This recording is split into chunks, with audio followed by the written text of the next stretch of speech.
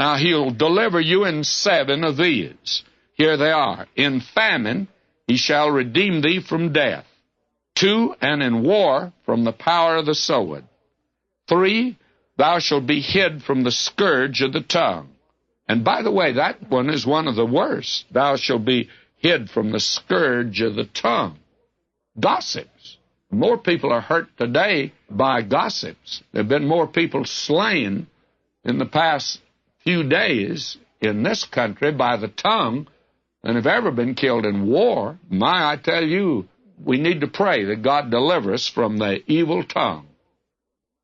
I know a woman, she was a member of my church, and I always prayed. I said, oh, God, don't let her hit me with that tongue. And I tell you, I found out she did, but I don't think she ever hurt very much, but it was a mean one. That is something. Thou shalt be hid from the scourge of the tongue. 4th, neither shalt thou be afraid of destruction when it cometh. That is the typhoon, the tornado, the storm. When I was a boy, I spent half my life in West Texas down in the storm cellar, especially in the spring. I always liked it because the neighbors came in and they put on pallets, and we kids, we lay down on the floor in the storm cellar. But he'll deliver you. He expects you to go to the storm cellar. Then he says here, 5, at destruction and famine thou shalt laugh. And today, where the gospel is gone, it doesn't mean that people have accepted it, because they haven't. But it's interesting, where the gospel is gone and still goes is the prosperous areas of this world. They are the ones that are the haves. I don't think that's an accident. And instead maybe of carrying rice to India, and I shouldn't say instead of, but why not in every bag of rice we put a little prize like they used to put in a box of popcorn, and let that prize be a few Bibles, because blessing attends that.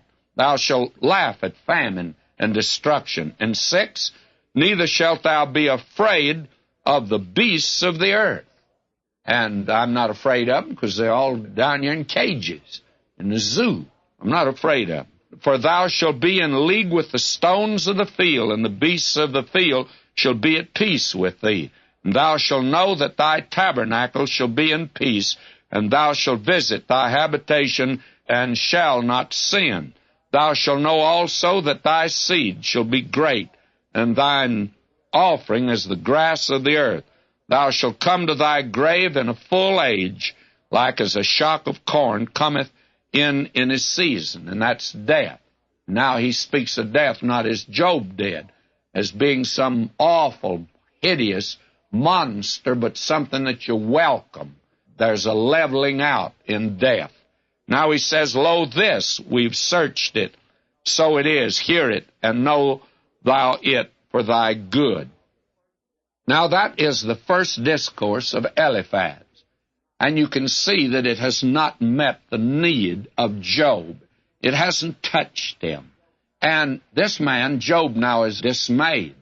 In fact, the matter is, he's alarmed, and he cries out now in pity.